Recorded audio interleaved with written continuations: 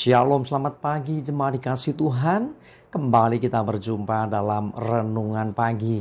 Mari pagi hari ini kembali saya mengajak kita semua untuk merenungkan firman Tuhan.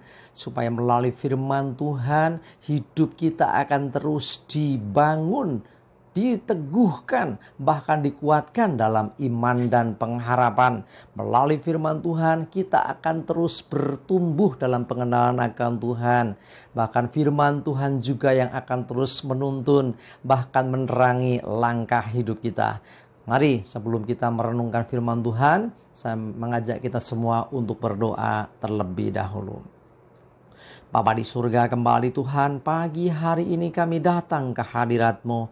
Kami menaikkan segala puji dan hormat dan syukur atas segala kebaikan Tuhan, atas segala rahmat dan anugerah-Mu, berkat dan kemurahan-Mu, perlindungan-Mu, penyertaan-Mu, pertolongan-Mu, bahkan juga pemeliharaan-Mu atas hidup kami. Terima kasih ya Tuhan. Dan pagi hari ini kami juga kembali mau merenungkan firman-Mu. Mari Tuhan singkapkan dan nyatakan kebenaran firman-Mu atas setiap kami. Dan juga urapi kami ya Tuhan. Sehingga kami bisa menangkap pesan Tuhan. Bahkan juga melakukannya dalam hidup kami. Terima kasih. Dalam nama Tuhan Yesus kami bersyukur dan berdoa. Amin. Mari jemaat dikasih Tuhan, kita akan buka Alkitab kita. Renungan pagi hari ini saya ambilkan dari Yesaya 7 ayat yang ke-14. Saya bacakan. Sebab itu Tuhan sendirilah yang akan memberikan kepadamu suatu pertanda.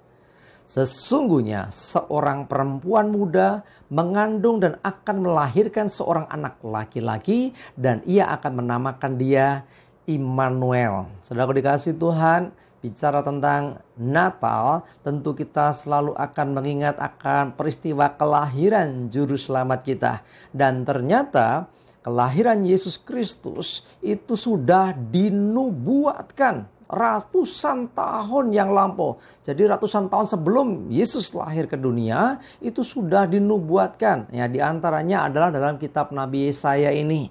Ya, sesungguhnya seorang perempuan muda mengandung dan akan melahirkan seorang anak laki-laki dan ia akan menamakan dia Immanuel. Saudara, kita tahu bahwa Immanuel berarti Tuhan beserta kita. Tuhan menyertai kita. Nah, kalau kita melihat akan apa yang disampaikan dalam kitab Nabi Yesaya ini, sesungguhnya ini jaraknya ya, dari apa yang disampaikan Yesaya ini sampai penggenapannya zaman Yesus itu ratusan tahun, lebih dari 700 tahun. Jadi luar biasa sekali. Selama itu, ya, seakan-akan mungkin banyak generasi sebelum Yesus datang itu udah menantikannya dengan, wah ini digenapi enggak ya? Ya, kok lama sekali. Tetapi ingatlah bahwa apa yang difirmankan Tuhan, apa yang dinubuatkan oleh nabi-nabi Tuhan di masa yang lampau itu pasti digenapi. Walaupun waktunya kita tidak pernah tahu, ya, entah berapa lama, ya, jaraknya jauh sekali ya, ratusan tahun, tetapi Tuhan tidak pernah lupa. Tuhan pasti menggenapi. Nah, coba kita lihat sekarang penggenapannya dalam kitab Matius 1 ayat yang ke-23. Saya bacakan. Sesungguhnya anak dara itu akan mengandung dan melahirkan seorang anak laki-laki dan mereka akan menamakan dia Immanuel yang berarti Allah menyertai kita. Jadi sejak zaman Yesaya sudah dinubuatkan bahwa Tuhan akan menyertai umat manusia. Artinya Tuhan akan ada bersama-sama dengan manusia. Mungkin pada waktu disampaikan pesan itu orang belum menangkap seperti apa maksud Tuhan. Tetapi sekali lagi bahwa apa yang dinubuatkan itu terjadi. Dan betul pada zaman itu, pada waktu itu malaikat Tuhan menjumpai Maria dan pesan Tuhan kepada Maria bahwa dia akan mengandung dan melahirkan seorang anak laki-laki. Dan itulah Mesias yang kita kenal, Yesus Kristus Juru Selamat kita. Nah, dikatakan ternyata ada nama lain yang disertakan, yaitu Immanuel, yang berarti Allah menyertai kita. Ya, jadi nama lain atau sebutan lain dari Yesus itu adalah Immanuel. Artinya Tuhan beserta dengan kita. Nah, Tuhan saja sudah menjanjikan penyertaan itu sejak zaman Nabi Yesaya. Dan akhirnya digenapilah ketika Yesus datang ke dunia. Nah, jemaat dikasih Tuhan, kalau Tuhan menyertai kita, kalau Tuhan beserta dengan kita, maka sesungguhnya apapun yang terjadi atas hidup kita, kita tidak perlu takut dan khawatir lagi. Karena dalam penyertaan Tuhan pasti ada pertolongan. Dalam penyertaan Tuhan pasti akan ada keselamatan. Dan betul memang Yesus datang ke dunia untuk menyelamatkan, untuk menebus manusia dari kuasa dosa dan maut. Jadi kalau saya boleh gambarkan bahwa kedatangan Yesus itu sebetulnya untuk mati di atas kayu salib. Ya, prosesnya panjang memang. Melalui proses kelahiran, semakin dewasa dan seterusnya. Dan tiba waktunya nanti dia akan menebus manusia dari kuasa dosa dan maut melalui pengorbanan di atas kayu salib.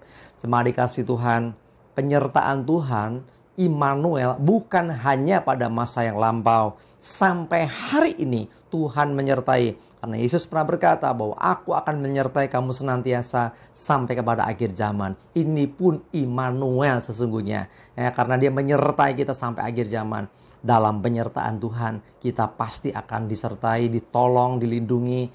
Ya, bahkan kita percaya keselamatan dari Tuhan akan terjadi atas hidup kita. Mari jemaat dikasih Tuhan, tetaplah percaya akan penyertaan Tuhan dalam hidupmu. Dia sudah datang ke dunia, dia sudah menyatakan dirinya, dialah Immanuel, yang berarti Tuhan menyertai. Dalam penyertaan Tuhan, apapun pergumulan, apapun masalah, apapun beban hidupmu, percayalah bahwa Tuhan pasti akan menolong kita, memampukan kita, melewati segala permasalahan, dan pasti berkemenangan. Karena Tuhan tidak pernah gagal, Tuhan tidak pernah kurang cara.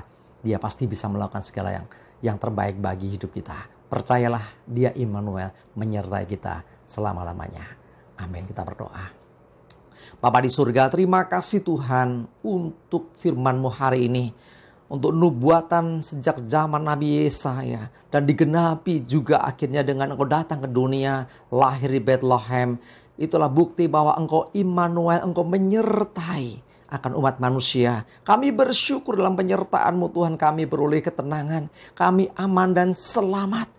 Sebab Engkaulah juru selamat yang pasti menyelamatkan hidup kami. Bukan hanya di dunia ini, tetapi lebih daripada itu, keselamatan abadi, yaitu hidup yang kekal di surga bagi kami yang percaya kepadamu. Terima kasih ya Tuhan. Kami mengucap syukur, kami menyerahkan hari ini hidup kami dalam pimpinan-Mu Tuhan.